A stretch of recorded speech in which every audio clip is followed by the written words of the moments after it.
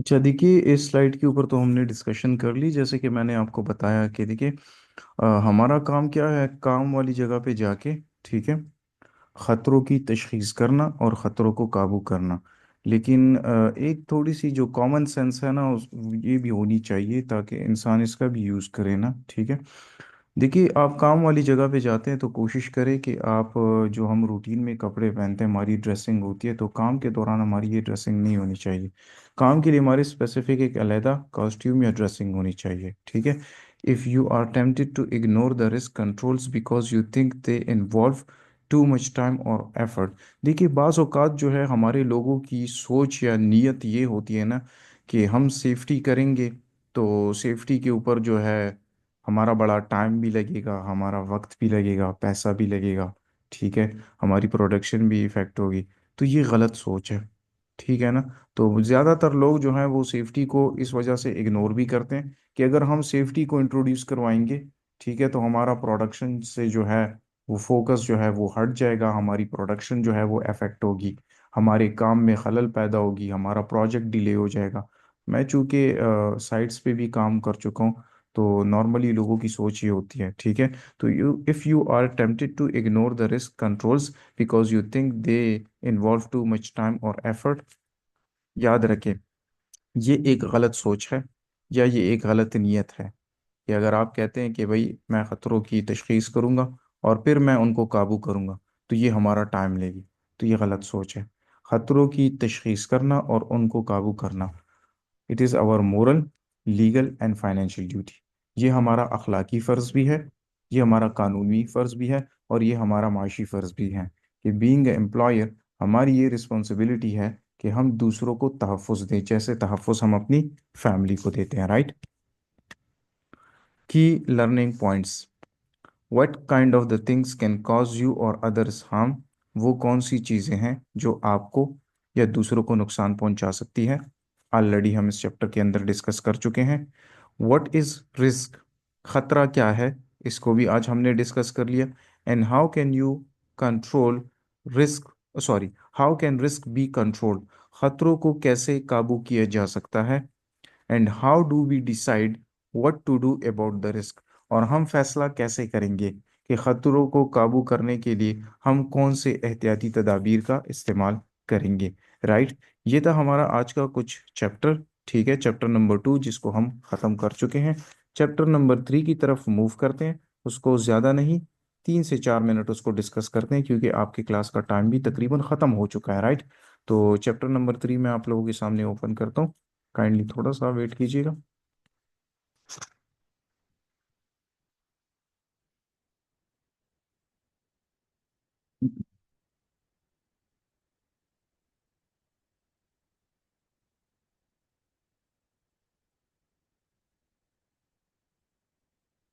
अच्छा, ये लें, आपका चैप्टर नंबर 3 भी आपके सामने विजिबल हो जाएगा। ये आपका चैप्टर नंबर 3 स्लाइड शो कर देता हूँ, वेट कीजिएगा। अच्छा, चैप्टर नंबर 3 का जो टाइटल है वो आपका है आइडेंटिफाइंग कॉमन हैजर्ड्स, ठीक है। ऑलरेडी मैं आपको इसके ऊपर कंप्लीट एक चैप्टर पढ़ा चुका हूँ, तकरीबन 2 से 3 दिन, ठीक है। अगर आप लोगों को याद हो आम खतरात क्या हैं, जैसे कि aggression and violence, bullying, chemicals and harmful substances, computer workstation, fire, electricity, stress, manual handling, slip and trip, ये सारी, टेम्परेचर, ये सारी चीज़ें मैं आपको पढ़ा चुका हूँ। What are some common hazards, आम खतरात क्या हैं, and what can you do about the common hazards, और आम खतरात के लिए हम क्या कर सकते हैं। इस चैप्टर के अंदर आपने दो काम करने हैं, खतरों की तशखीस करनी है और साथ में खतरों को काबू भी करना है, ठीक है। पिछले जो आपको मैं 2 चैप्टर या एक चैप्टर पढ़ा चुका हूँ, उसमें हमने खतरों की तशखीस भी की, आपको खतरात भी मैंने बताए, और उनको कंट्रोल करने के ऊपर भी हम लोगों ने बात की।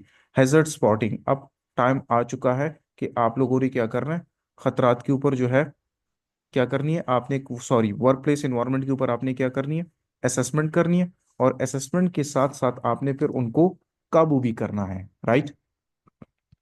अच्छा, एक काम मैं आप लोगों को दे देता हूँ, ठीक है। और वो काम ये है कि आपके ग्रुप में मैं ये स्लाइड्स शेयर कर देता हूँ, और हैजर्ड स्पॉटिंग आप लोगों ने खुद करनी होगी। ये चैप्टर जो है हम स्टूडेंट्स को नहीं करवाते, बल्कि ये चैप्टर जो है स्टूडेंट इसमें खुद लर्निंग करता है। मैं आपको थोड़ा सा समझा दूँ। देखिए, ये एक ऑफिस का इंडोर एनवायरनमेंट है, राइट। यहाँ पे मुख्तलिफ लोग हैं, और मुख्तलिफ लोग मुख्तलिफ एक्टिविटीज़ में इन्वॉल्व हैं, और मुख्तलिफ इक्विपमेंट्स का इस्तेमाल कर रहे हैं। जैसे कि आप इस बंदे को देखिएगा, ये जो कंप्यूटर वर्क स्टेशन पे काम कर रहा है, ठीक है, कंप्यूटर ऑपरेटर, ठीक है। ये एक चेयर के ऊपर बैठा है, लेकिन इसके बॉडी पोस्चर को देखें, बैठने के अंदाज को नोट कीजिएगा। दूसरी चीज़ ये है कि ये कौन से इक्विपमेंट को यूज़ कर रहा है, इसके सराउंडिंग्स में देखिएगा। अब इस बंदे को आप देखें जो कि सीलिंग की किसी भी लाइट को फिक्स कर रहा है। अब ये हाइट पे काम कर रहा है, ठीक है। और ये किस खतरे में इन्वॉल्व है, इस चीज़ को नोट कीजिएगा। अब यहाँ पे इस लेडी को देखिएगा। अब ये एक एलिवेटेड सरफेस को एक्सेस कर रही है, ठीक है, किसी शेल्फ में ऊपर कोई फाइल वगैरह रख रही है। लेकिन एलिवेटेड सरफेस को एक्सेस करने के लिए ये कुर्सी के ऊपर खड़ी हो चुकी है, and she is wearing high heels, और इन्होंने हाई हील्स भी पहने हुए हैं। तो इसके ऊपर हमने प्रीवियस चैप्टर के अंदर काफ़ी डिटेल के साथ डिस्कशन की। तो ये चैप्टर कंप्लीट आपके लिए। आपने यहाँ पे मुख्तलिफ ख़तरात की तशख़ीस भी करनी है, और उनको कंट्रोल भी करना है। तो ये मैं आपको नहीं करवाऊंगा, ठीक है। ये आपने खुद इसके ऊपर डिस्कशन करनी होगी। इसी तरह से एक दूसरी स्लाइड के ऊपर हम जाते हैं, हम डिस्कशन करते हैं। अब यहाँ पे एक फैक्ट्री है, जिसका एक इंडोर एनवायरनमेंट हमें दिखाया जा रहा है। और इस फैक्ट्री के इंडोर एनवायरनमेंट के अंदर मुख्तलिफ लोग हैं, जो कि मुख्तलिफ इक्विपमेंट्स पे काम कर रहे हैं, मुख्तलिफ इन एक्टिविटीज़ में इन्वॉल्व हैं। और हर बंदा एक अलहदा ख़तरे को फेस कर रहा है। जैसे कि ये एक ऑपरेटर है, मशीन ऑपरेटर। ये जो इस मशीन को ऑपरेट कर रहा है, तो इस मशीन के साथ एसोसिएटेड डिफरेंट हैजर्ड्स हैं, जैसे कि हाई नॉइस, वाइब्रेशन, जैसे कि release of the carbon monoxide. Machinery के अंदर mechanical hazards, rotating part, machine में इंटेंगलमेंट हो सकती है।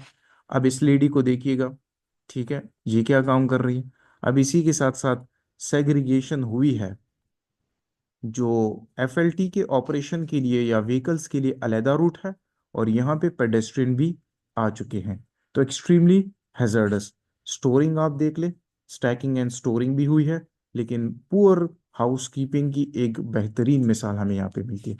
तो यहाँ पे असेसमेंट करना और ख़तरों को काबू करना आपका काम है। ये मैं आपको नहीं पढ़ाऊंगा, ठीक है ना, क्योंकि ये एक, अगर एक बच्चा 8वीं पास हो, ठीक तरीके से उसने 8वीं पास की हो, तो वो भी यहाँ पे असेसमेंट खुद कर लेता है।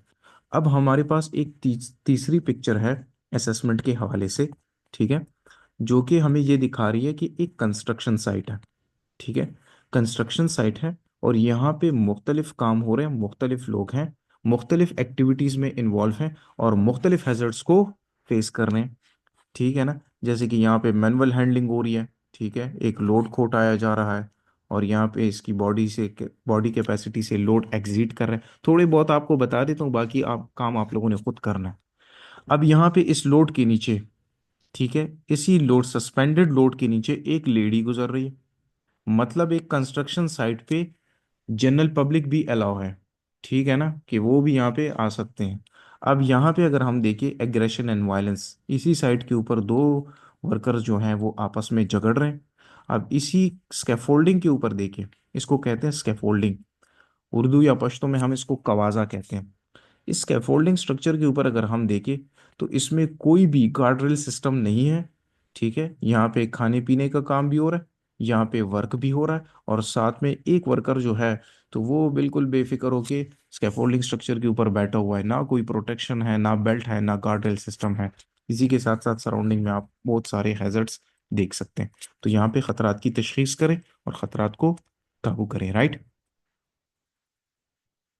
चैप्टर नंबर 3 भी एंड हो चुका है। इंशाल्लाह कल की क्लास में हम चैप्टर नंबर 4 स्टार्ट करेंगे, और इंशाल्लाह या तो कल, और या तो उससे नेक्स्ट डे आपके कोर्स का इख्तिताम भी हो जाएगा, राइट। ठीक है, अपना ख्याल रखिएगा। अल्लाह हाफिज।